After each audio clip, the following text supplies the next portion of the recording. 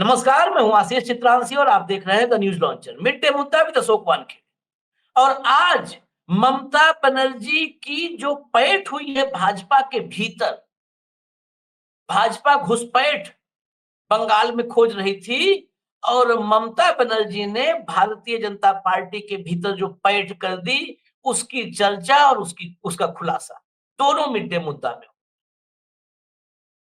Bharatiya Janata party के तमाम नेता, अभी गिनती तो चल रही है, गिनती पूरी कब होती है ये देखना होगा।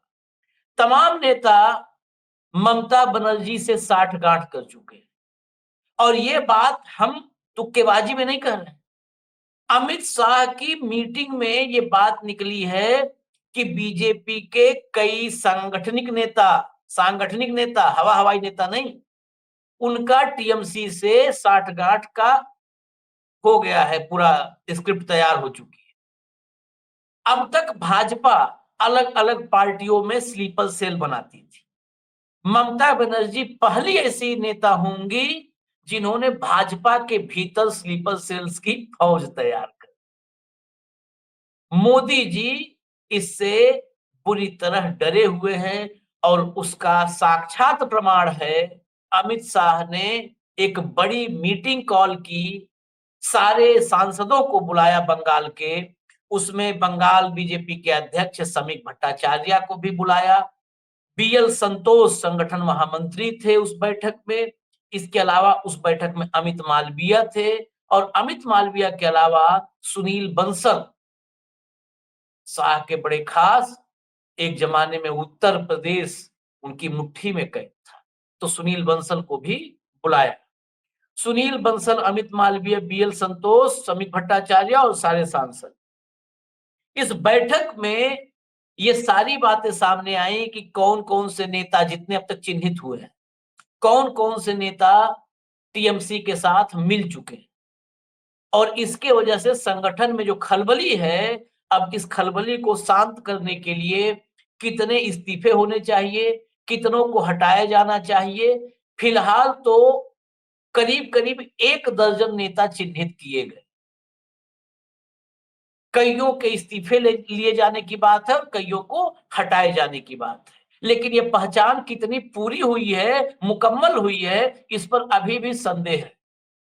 तो जरा आज पहली बार ऐसा हुआ है कि भाजपा में किसी और पार्टी के स्लीपर सेल्स हैं।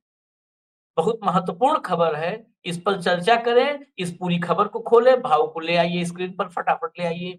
स्वागत है भाव। नमस्कार, प्रणाम। सबसे पहले मैं 2 हिस्से हैं खबर के, एक तो बीजेपी के भीतर ममता दीदी के स्लीपर से, और दूसरा कार्रवाई के लिए चिन्हित किया क्या, किसे किसे किया गया है। पहला पार्ट हम 2 हिस्से में करेंगे चर्चा। पहले पार्ट में सिर्फ स्लीपर सेल कैसे तैयार कर दिया भाजपा में ममता दीदी ने, इस पर तो वो खबर जरा दिखाते हैं। पहले खबर दिखा देते हैं भाव। पहले खबर दिखाइए। खबर दिखा दे, ये खबर इस्टेब्लिश कर देगी कि नहीं तो बहुत सारे आते हैं ना कि मनगढ़ंत बातें आप कर रहे हैं। आरएसएस को सौंपी गई रिपोर्ट, ये रिपोर्ट आरएसएस तक गई है। कुछ नेताओं पर भाई भतीजावाद के आरोपों के साथ, ये तो चल जाएगा, भाई भतीजावाद के साथ तृणमूल से साठगांठ के भी आरोप लग रहे हैं। भाजपा सूत्रों के अनुसार इन सभी आरोपों की रिपोर्ट राष्ट्रीय स्वयंसेवक संघ को भी सौंपी गई है। इन सभी आरोपों के आधार पर बंगाल भाजपा में 7 संगठनात्मक जिलाध्यक्षों के बदलने की संभावना बढ़ रही है। हालांकि भगवा खेमे के अनुसार न केवल जिलाध्यक्ष बदले जा रहे हैं, बल्कि जिला समितियों के गठन में भी आरएसएस के करीबियों को प्राथमिकता दी जा रही है। बंगाल भाजपा में विभिन्न पदों पर आरएसएस के करीबियों की पहले भी ज्यादा उपस्थिति देखी गई। अब इसमें और आएंगे डिटेल में, लेकिन अभी इतने खबर पे कि क्या ये मोदी शाह की उधार वाले सिंदूर का नतीजा है क्या, दनादन भरो जहां से लाओ, रस्ते का माल सस्ते में। देखिए क्या होता है आशीष जी, भाजपा ने एक पिछले चुनाव में एक लंबी मुहिम चलाई है और उनको लगा कि अपने साथ करीब करीब 18 सांसद है, तो सांसदों के अनुपात में बस 25-50 सीटें और ले जाएंगे और सत्ता बना देंगे। ये कागज का ये था। शेख चिल्ली हाँ, जैसा मुर्गियों को लेके जाता था कि एक मुर्गी इतने अंडे देगी, उसमें से इतनी मुर्गियां निकलेगी, और वो घर पहुंचते पहुंचते एक बड़ा पोल्ट्री फार्म खड़ा हो गया था। इसी हिसाब से वो चले। भयानक रूप से मेहनत की बीजेपी ने, कारपेट बॉम्बिंग की, एजेंसी का उपयोग किया, दुरुपयोग जो भी है किया। चुनाव आयोग तो साथ में था ही, न्यायपालिका भी हद तक, इस हद तक थी कि कुछ चलते हुए कोर्ट में से लोग इस्तीफा दे के बीजेपी का टिकट लेके चुनाव लड़े, तो आप समझ सकते हो। एक न्यायाधीश ने रिटायरमेंट के बाद ने बोला कि मैं संघी था, संघी हूं और संघी रहूंगा, तो आप उस मानसिकता से क्या न्यायदान दिया होगा ये पता आपको पड़ता है। तो इस सारी चीज को लेकर फिर दीदी जब उतरी, तो दीदी ने सीधा बंगाल अस्मिता का इशू उठाया, और ये बात तय हो गई कि माचेर झोल के सामने ढोकला और खाकरा टिक नहीं पाया, और दीदी ने एक ऐसा ऐतिहासिक जीत हासिल की, भूतो न भविष्यति, कि जो पहले आंकड़ा था उससे भी ज्यादा बढ़ के आया। हाँ, बीजेपी का भी आंकड़ा बढ़ा, लेकिन जो नुकसान हुआ बीजेपी को, मतलब बीजेपी का जो आंकड़ा बढ़ा वो कांग्रेस और लेफ्ट को नुकसान था, लेकिन वो हाँ, फिर भी जायज था। नहीं, कांग्रेस और लेफ्ट पूरी ताकत से लड़ती तो शायद फिर दीदी को नुकसान हो जाता। ये एक बाकायदा पूरे प्लानिंग के तहत हुआ था। अब हुआ क्या, जब आपको सत्ता में आना है और आपका वहां कोई वजूद नहीं, और आपको जल्दीबाजी बहुत है। देखिए, दो प्रकार है, संघ और बीजेपी। संघ बहुत स्लो चलता है, बहुत स्लो चलता है। मैं इसका एक उदाहरण दूं, यदि आप मुझे 31 सेकंड और दो। जब आसाम में आसाम गणतंत्र परिषद की स्थापना हुई और कॉलेज के युवाओं ने एक राजनीतिक आंदोलन खड़ा किया, और ऐसा दिख रहा था कि आसाम गणतंत्र परिषद सत्ता पे काबिज हो जाएगा, लेकिन उन लड़कों के पास स्ट्रक्चर नहीं था। उन लड़कों के पास सिर्फ वो जुनून था लड़ने का, तो उनको पूरा स्ट्रक्चर और चुनाव के उम्मीदवार भी आरएसएस ने मुहैया करवाए। लेकिन संघ ने वहां बीजेपी को दावेदार नहीं बनाया। संघ बहुत स्लो चलता है। उन्हें मालूम था कि एक समय अपना आएगा तब अपने बलबूते पे रहेंगे। अभी तो कांग्रेस को निपटाने के लिए आसाम गणतंत्र परिषद में फ्लड कर दिया पूरा। आसाम गणतंत्र परिषद में जो लोग विधायक चुन के आए, उसमें से बहुत सारे लोग संघ के बैकग्राउंड के थे। उसके बाद एक समय ऐसा आया कि आसाम गणतंत्र परिषद बीजेपी में मर्ज होने की बात हो रही थी, लेकिन वहां एक छात्र नेता था, फुकेन, फुकन फुकन फुकन, उसने उसने विद्रोह किया, और वो विलय रुक गया। उसके बाद जब बीजेपी आई, तो कई लोगों ने ये बोलना शुरू कर दिया कि बीजेपी ने एजीपी के लोग उठा लिए, आसाम गणतंत्र परिषद के। तब हमने कहा था कि अरे ओरिजिनल वो संघी है, वो गए सब थे सपोर्ट आसाम गणतंत्र परिषद को मदद करने गए थे, वो वापस अपने पेरेंट कैडर में आ गए बीजेपी में। लेकिन बंगाल में इन दो गुजरातियों के पास समय नहीं था, उन्होंने थोक में उठाए लोग। लेकिन बंगाल में क्या है, बंगाल के जो कैडर है उनको सत्ता का आदी है। इसके पहले आपने देखा होगा, कांग्रेस से जब सत्ता हथियाई लेफ्ट ने, तो वो लेफ्ट का कैडर इतना हावी था कि कैडर ही सरकार चलाता था जिले के लेवल पे। 2 टायर 3 टायर जो रहते हैं नीचे, वो सारी एडमिनिस्ट्रेशन जो है वो कैडर चलाता है। जब ममता सत्ता में आई, तो ममता के पास वही कैडर माइग्रेट हुआ, अब वो सत्ता में है। जब बीजेपी सत्ता में आते हुए दिखाई दे रही थी, तो ये कैडर बीजेपी में चला गया था थोड़ा बहुत। जो दीदी के साथ रहा वो तो सत्ता भोग रहा है, जो बीजेपी में गया वो रास्ते पे आ गया। राज्य में तो बीजेपी नहीं, केंद्र में बीजेपी है, वो वहां किसी काम की नहीं है। तो फिर वो दीदी के साथ लोकल लेवल पे वो टीएमसी के साथ मिल गई। आपको याद होगा, कई विधायक ऐसे थे कि जिन्होंने चुनाव के पहले बीजेपी में चले गए, बीजेपी में चुनाव लड़े, हारे, हारने के बाद उन्होंने बीजेपी छोड़ी, लेकिन दीदी ने अंदर नहीं लिया उनको टीएमसी में। तो वो भोंगा लगा के अपने विधानसभा क्षेत्र में उन्होंने वो वो किया, विज्ञापन किया भोंगा लगा के, हमने बीजेपी छोड़ दी है, हम दीदी के साथ है। भले ही दीदी ने हमको अभी साथ नहीं लिया, लेकिन एक दिन दीदी का जरूर दिल हमारे लिए पचीसेगा और हमको दीदी जगह देगी। लेकिन भले ही दीदी ने हमको अपनाया नहीं, लेकिन हम दीदी के साथ है। ये क्यों बोलना पड़ा? क्योंकि आपको कैडर जिंदा रखना है, आपके वर्कर जिंदा रखना है, तो आपको सत्ता में होना जरूरी है। इसलिए ये जो जिलाध्यक्ष जो बता रहे हैं, ये तो 15 बता रहे हैं, मेरे हिसाब से 20 से ज्यादा है। जो जिलाध्यक्ष है वो टीएमसी के साथ लगातार, क्योंकि लोकल लेवल पे उनको जिंदा रहना है। और जो बीजेपी गेम करती है वही ममता जी ने किया कि आप बीजेपी में रहो, मेरा काम करते रहो। अब जब से गुजरात लॉबी ने दिल्ली संभाली, तब से बंगाल में एक कंप्लेंट बार बार आ रही है कि जिन लोगों ने लेफ्ट के साथ, ममता के साथ लगातार संघर्ष किया, वो हाशिए पे चले गए, और जो लेफ्ट के साथ सत्ता सुख भोग रहे थे, ममता के साथ सत्ता सुख भोग रहे थे, वो फिर बीजेपी में आ गए।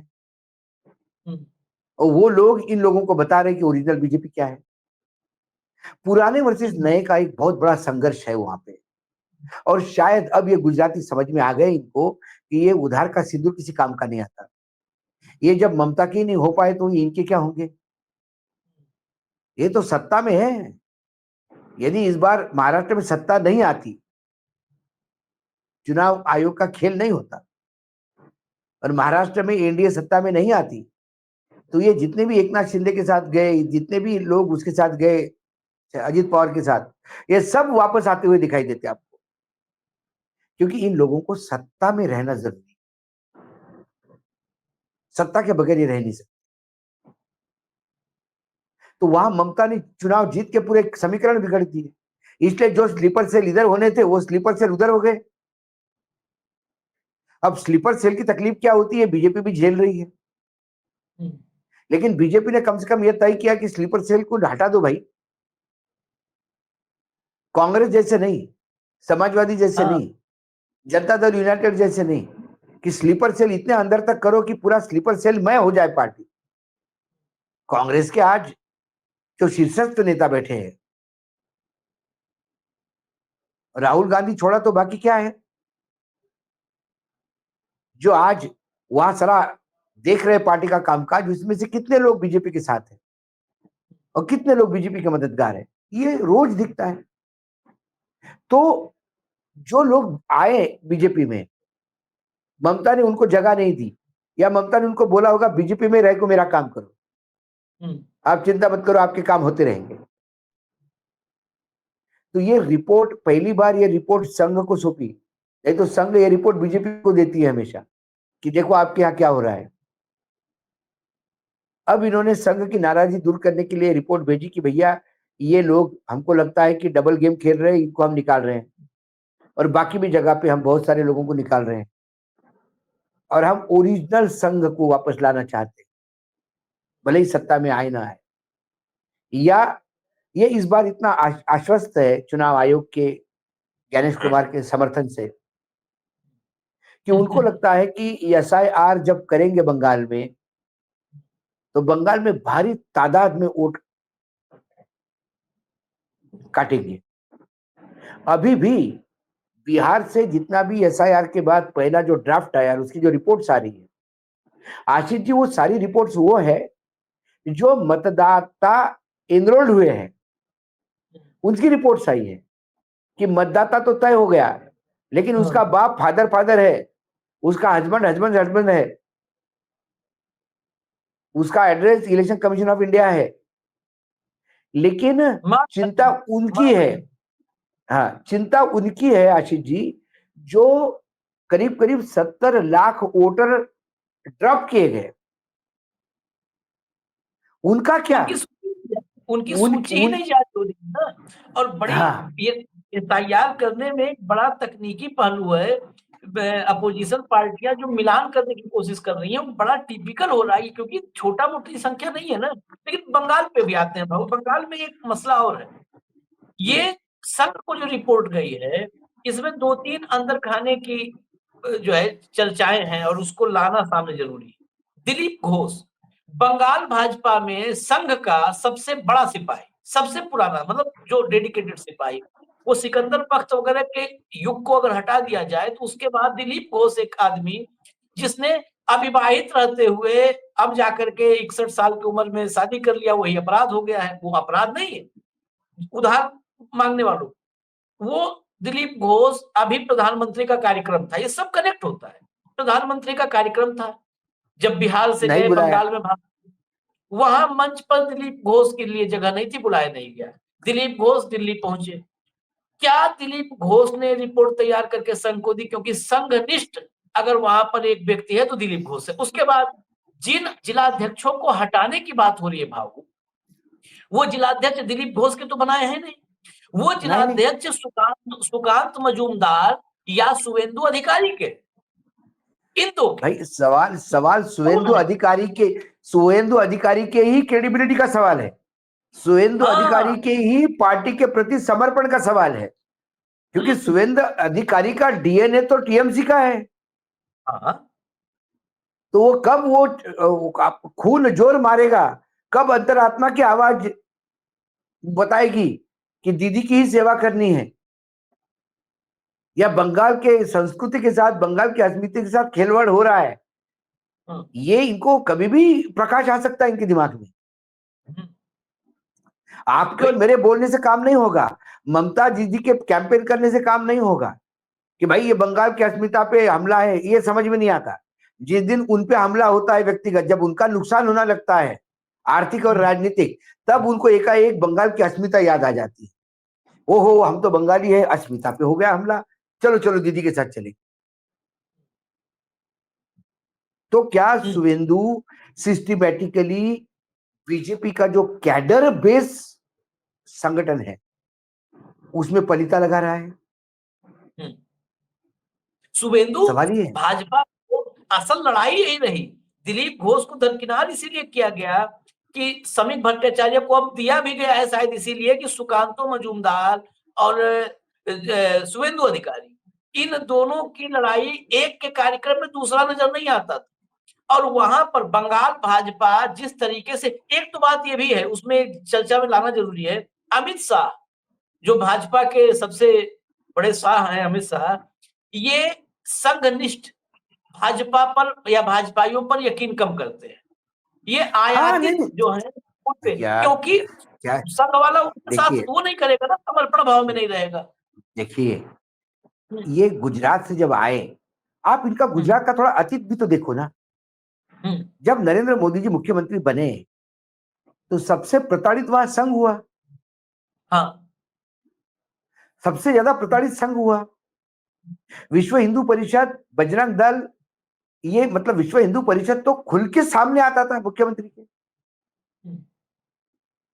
तब से इन्होंने, और दूसरी बात है जो लोग बहुत ही नजदीकी रहे हैं इनके गुजरात में, क्योंकि मेरा गुजरात तो मैं लगातार जाते रहता हूँ, आशीष जी गुजरात में तो बड़े अच्छे संबंध है, मैं गुजराती समझ भी लेता हूँ, थोड़ी बहुत बोल भी लेता हूँ, तो पढ़ लेता हूँ मैं गुजराती अच्छी खासी। तो वहां पे कई लोगों ने जो मुझे बताया, जो नजदीकी है, अमित शाह हो गए या नरेंद्र मोदी जी हो गए, इनको बार बार लगता है कि ब्राह्मणों ने ऐसी की तैसी करी देश की, और संघ चालक ब्राह्मण, मतलब संघ में ब्राह्मणवाद हावी है, ये आप मानिए, आप इस बात को मान लीजिए कि संघ में ब्राह्मणवाद हावी है, ये बात तो तय है। तो जब संघ में ब्राह्मणवाद हावी है, संघ सारी आदिवासी और सबको सब सामायिक होने की बात करता है, सबको साथ में लेके चलने की बात करता है, ये सब बात है। एक रज्जू बाबू छोड़ दिए, तो आप मुझे बताइए नॉन ब्राह्मण कौन संघ में अभी तक रहा है? तो ये कहीं ना कहीं संघ को साइडलाइन पहले पहले दिन से करते आ रहे हैं। इनको लगता है कि संघ को झेला है, और ये संघ को झेल रहे हैं। जहां जहां ये तकलीफ में आते हैं तब तक संगम गच्छामी हो जाते हैं। जहां इनका काम निकल जाता है, संघ इनके लिए उतना ही बड़ा दुश्मन है जितना कांग्रेस या विपक्ष। अब बंगाल में इन्होंने देखा कि हालत बुरी है, 73 में से वापस 3 पे तो नहीं आ जाएंगी पार्टी। ऐसे में अब संघ ने भी डंडा किया होगा, हाँ। संघ के साथ इनको अपने संबंध भी सुधारने हैं, तो कई बार ये लॉलीपॉप देते रहते हैं। देखिए बंगाल में तो हर चीज पूछ के कर रहे हैं आपसे, हम्म, हम्म, हम्म, और संघ को एकदम लगता है कि बस ये एकदम हमारे भक्त हो गए, कंट्रोल में आ गए, और धीरे से फिर जेपी नड्डा का और 1 साल बढ़ जाएगा। लेकिन संघ भी इस बार है, संघ भी स्ट्रेटेजिकली स्टेट बाय स्टेट जा रहा है। बंगाल में आपको हमारी मदद चाहिए, वो सब ठीक है, लेकिन राष्ट्रीय अध्यक्ष हमारा ही रहेगा, नहीं तो आप अपना लगा दीजिए, हम अपना सोच लेंगे। और ये बात महाराष्ट्र में है, ये बात कर्नाटक में है, ये बात आंध्र प्रदेश में है, ये बात तेलंगाना में है, ये बात छत्तीसगढ़, मध्य प्रदेश, राजस्थान, सब जगह है। बाहर से आए हुए लोग, अंदर से आए हुए लोग, या गुजराती लॉबी के लोग और संघनिष्ठ लोग, इनमें लगातार संघर्ष हर जगह जारी है। यही कारण है कि मध्य प्रदेश में जो यादव जी मुख्यमंत्री है, उनके खिलाफ कैलाश विजयवर्गीय और हमारे जो मामा हैं शिवराज चौहान, ये घोर विरोधी, अब एक दूसरे के बिल्कुल इंदौर उतरते से गले मिल जाते हैं और आधा घंटा हाँ, पर्सनली बात करते हैं, एक दूसरे के घर आना जाना शुरू हो गया है, हाँ, भाभी जी, बड़ा भाई, छोटा भाई। और जब शिवराज के कैबिनेट में थे, तो सबसे ज्यादा शिवराज को तकलीफ थी तो कैलाश जी से थी। तो अब इनको लगता है कि हम पुराने संघ के अनुसार चलने वाले लोग हैं। वो भी अपने आप को संघ का क्लेम करता है यादव, लेकिन उसको संघ के चलते नहीं मिली है कुर्सी, उसको कुर्सी मिली है दिल्ली की कृपा से, नागपुर की कृपा से नहीं। तो ये कृपा किसकी? दिल्ली की चाहिए तो नागपुर अवकृपा होता है, और नागपुर की कृपा लोगे तो दिल्ली अवकृपा होता है। अब इस बैलेंस में लगातार लोग पीट रहे हैं, लेकिन संघ ने ये जचा दिया होगा कि ये उधार का सिंदूर आपको हमेशा तकलीफ वाला हो जाता है, और उधार के सिंदूर को कब तक झेलोगे? अब इनको भी जब से बैसाखियों पे सरकार आई, तब से उनको ये भी समझ में आ गया कि उधार पे आने वाले लोगों को झेलना पड़ता है। हम्म, लिटरली इनको बिहार में भी तो झेलना ही पड़ रहा है ना, हाँ, और आंध्र प्रदेश में भी झेलना पड़ रहा है, महाराष्ट्र में एकनाथ शिंदे और इनको भी झेलना पड़ रहा है। तो एक ओवरऑल पिक्चर देखा जाए तो बंगाल में उधार का सिंदूर उधार का साबित हुआ। अब इनको लगता है कि अब हम सत्ता में आएंगे तो सिर्फ एक के भरोसे, वो है ज्ञानेश कुमार। हाँ, बस बस बस, उस पे भी इसीलिए चर्चा थी। अब ऐसा हो गया कि हमारी पॉपुलेशन बढ़ रही है। देखिए देश का बड़ा अजीब सिस्टम हो गया, इकोसिस्टम, और ये कोई मैथमेटिकल फॉर्मूला नहीं बनता। मतलब आर्यभट्ट भी आ जाए तो पस्त हो जाए ब्लैक बोर्ड पे। देश की आबादी बढ़ रही है, जनसंख्या बढ़ रही है, लाइफ एक्सपेक्टेशन बढ़ रहा है। जो हम 40 साल से 60 साल हो गए, अब 60 से 65 पे आ गए, यानी हमारे यहाँ वृद्ध भी बढ़ रहे हैं, जवान भी बढ़ रहे हैं। इसका मतलब मतदाता में बढ़ोतरी होनी चाहिए, मरने वालों की संख्या कट रही है। लेकिन अब बिहार के बाद आप देखेंगे, हर एसआईआर के बाद वोट कटेंगे, बढ़ेंगे नहीं। जनसंख्या बढ़ रही है, लाइफ एक्सपेक्टेशन बढ़ रहा है, इसका मतलब मतदाता बढ़ने चाहिए, सीधा सीधा हम्म, फॉर्मूला। हम्म, भाई पहले 100 लोग थे देश में, 100 लोगों में 40 साल की उम्र में ही लोग भटकते थे, हम्म, तो हर साल 40-40 हजार, 40-40 की उम्र के लोग निकालते जाओ। अब हुआ क्या, तो जनसंख्या 100 की 150 हो गई, मरने वाले 40 के जगह 20 हो गए, तो मतदाता का बेस बढ़ा। मतदाता का बेस बढ़ने के बाद भी मतदाता सूची में मतदाता घटते हैं। जब फाइनल सूची आएगी तब जो नीतीश कुमार ने किया हुआ जनगणना का सर्वे है, उन आंकड़ों से आप टैली करोगे तो चुनाव आयोग नग्न होता दिखाई देगा। नहीं, जिसे अब नग्न रहने की आदत है बंगाल उसे क्या? में नहीं, अब वो तो पहले से नंगे के नौ ग्रह बलवान होते हैं, अपन बोलते ना। अब बंगाल में पता नहीं 1.5 करोड़ या 2 करोड़ मतदाता कम हो जाएंगे। बंगाल तो बॉर्डर स्टेट है, वहां तो कोई भी आदमी, हर मुसलमान इनको बांग्लादेशी दिखेगा, जो बंगला बोलता है उसको बांग्लादेशी। अब बंगाली भाषा ये भारतीय भाषा है भाई, बंगाली भाषा भारतीय भाषा है। इस बंगाल ने साहित्य से लेके, अरे राष्ट्रगान जनगण मन बंगाल ने दिया, उस बंगाली भाषा को आप बांग्लादेशी भाषा बोल रहे हो। वहीं पर तो फंस गए बाबू, वहीं पर फंस गए। मैं थोड़ा एक और न्यूज दिखा दूं, वहीं फंस गए हैं। जो एग्रेशन था उस एग्रेशन को खींच लिया ममता बनर्जी ने भाषा वाला विवाद में, बांग्ला भाषा का जो है उसकी अस्मिता का सवाल उठा करके। ये देखते हैं संगठन में, ये bengali.news18.com की रिपोर्ट है, यानी बंगाल की न्यूज 18 की रिपोर्ट है। बंगाल में बड़े बदलाव की खबर, 7 संगठनात्मक जिलाध्यक्षों को हटाया जा सकता है। बीजेपी नेतृत्व इनसे नाराज है। इन जिलाध्यक्षों के खिलाफ आरएसएस को लिखित शिकायत दी गई है।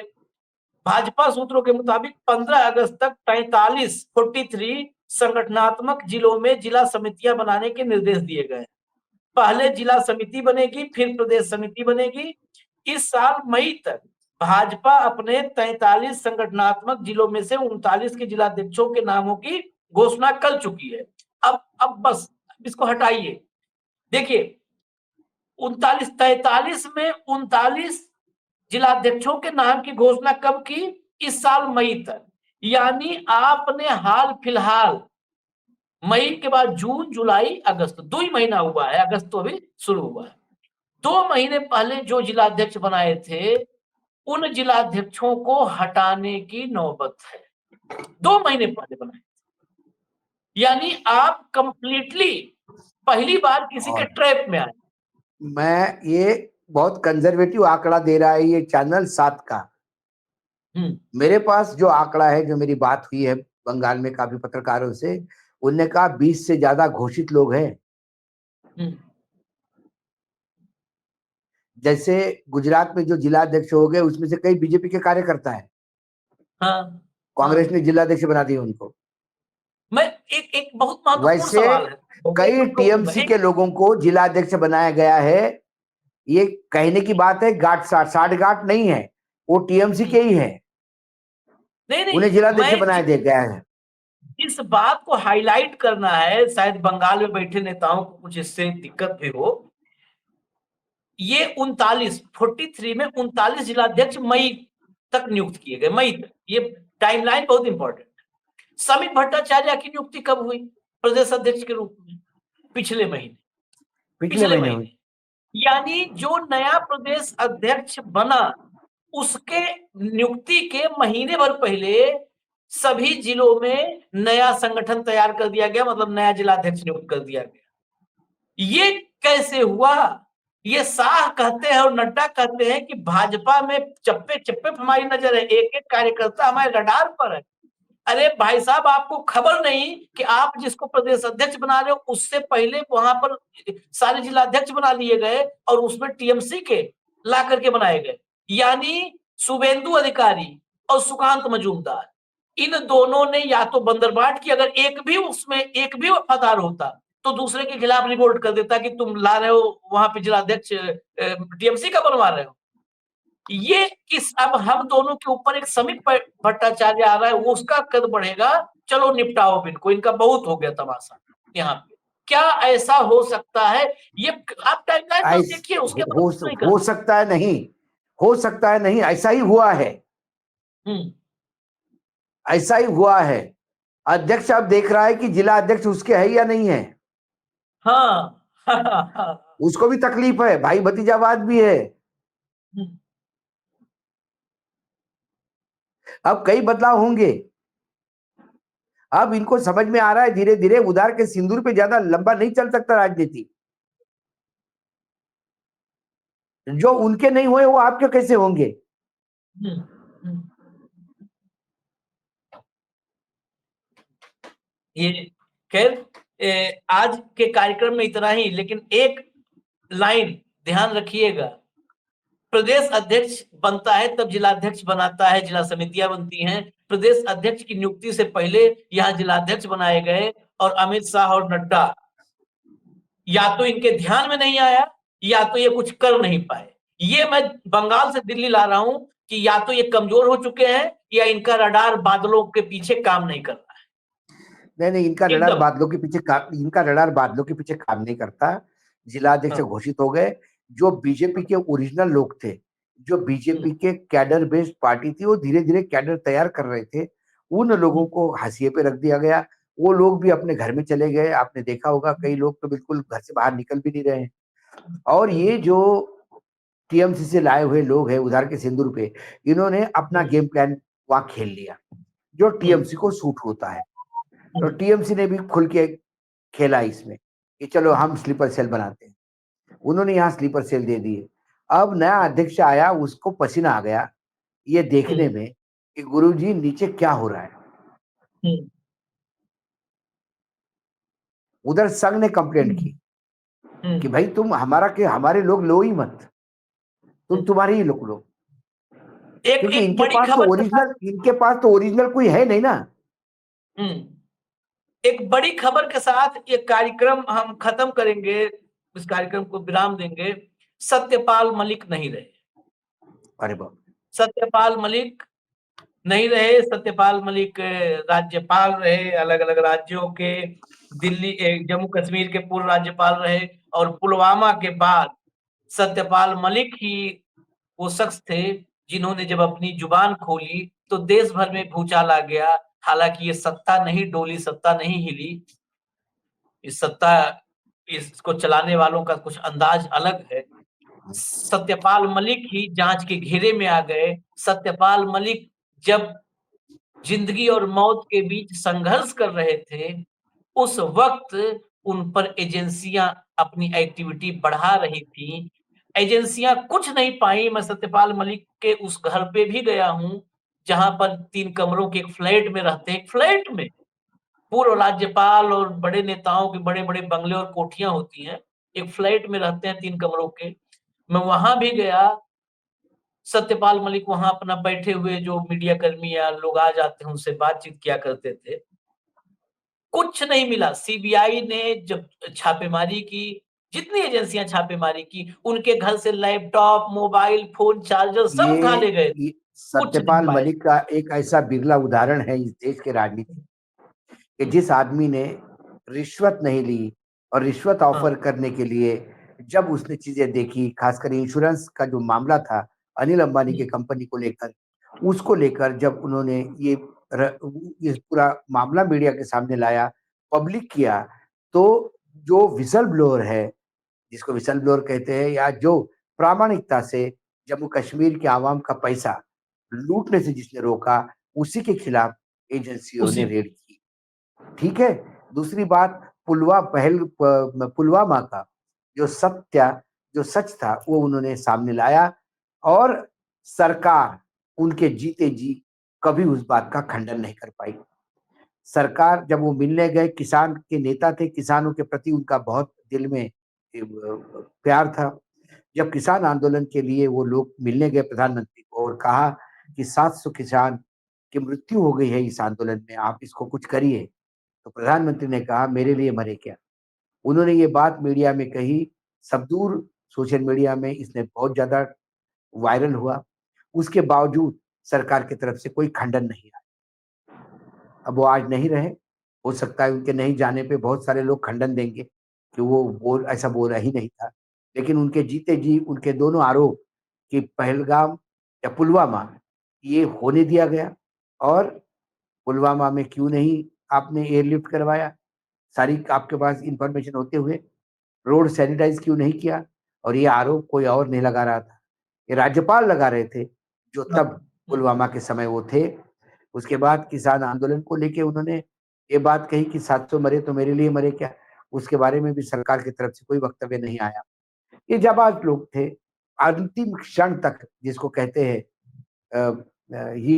यदि ये मैं कहूं कि died with the boots on, कि वो एक सिपाही होता है, वो अपने जूते पहने हुए जब सरहद पे आखिरी सांस तक लड़ता है, वैसे इस देश के लोकतंत्र के लिए सत्यपाल मलिक ने आखिरी सांस तक लड़ी। यहाँ तक कि वो जब मृत्युशैया पे बड़े पड़े हुए थे, अस्पताल में पड़े हुए थे, वहां से भी जितना बोल सकते थे उन्होंने बोलकर फिर एक ऐसी लड़ाई लड़ी। अब ऐसे लोग होंगे नहीं, ऐसे लोग रहेंगे नहीं। ये 2 दिन में दो बहुत आघात हुआ है इस मानवता पे, हिस्ट्री ऑफ मैनकाइंड पर, इस मानवता पर आघात हुआ है। इस देश की साफ सुथरी राजनीति के लिए जो लोग, एक शिबू सोरेन जो आदिवासियों के नेता थे वो चले गए, और सत्यपाल मलिक के जाने से और शिबू सोरेन के जाने से एक बहुत बड़ा वैक्यूम क्लियर हो गया। आज की डेट में ऐसे नेता सिर्फ किताबों में पढ़ने को मिलेंगे।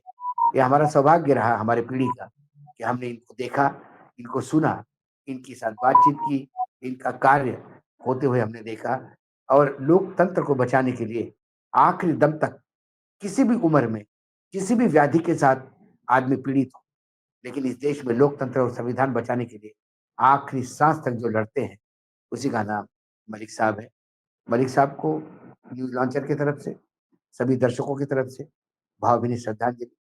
हम उस ईश्वर को प्रार्थना करते हैं कि उनकी आत्मा को शांति दे, और सही मायने में उनको श्रद्धांजलि तब होगी, उनने शुरू की हुई लड़ाई अंतिम तक, संविधान बचाने के लिए जितना आप काम करोगे, इस देश में लोकतंत्र बचाने के लिए जितना काम करोगे, वही सही मायने में मुझे लगता है मलिक साहब को श्रद्धांजलि होगी। वही श्रद्धांजलि वाकई होगी। जो व्यक्ति, आपको देखिए, जो व्यक्ति उठने में सक्षम नहीं हो, उठाना पड़ता हो, वो व्यक्ति मंचों पर जाकर के, जब किसानों की बात आई, हरियाणा का लास्ट जो मुझे जानकारी है, जो मैंने क्लिप भी चलाई थी वहां से, उनको व्हीलचेयर पर ले जाया गया हरियाणा के मंच पर, और हरियाणा के मंच से उन्होंने व्हीलचेयर पर बैठे-बैठे, आवाज पूरी उसमें नहीं निकलती फ्लो में, वहां से उन्होंने भाषण दिया, संबोधित किया। बहुत ज़्यादा बोल नहीं पाते थे, लेकिन फिर भी उनकी इच्छा रही शंभू बॉर्डर पर मैं था जब ये किसानों का आंदोलन चल रहा था। जो आदमी व्हीलचेयर पर चल रहा है, उठाना-बैठाना पड़ रहा है, ये स्थिति है।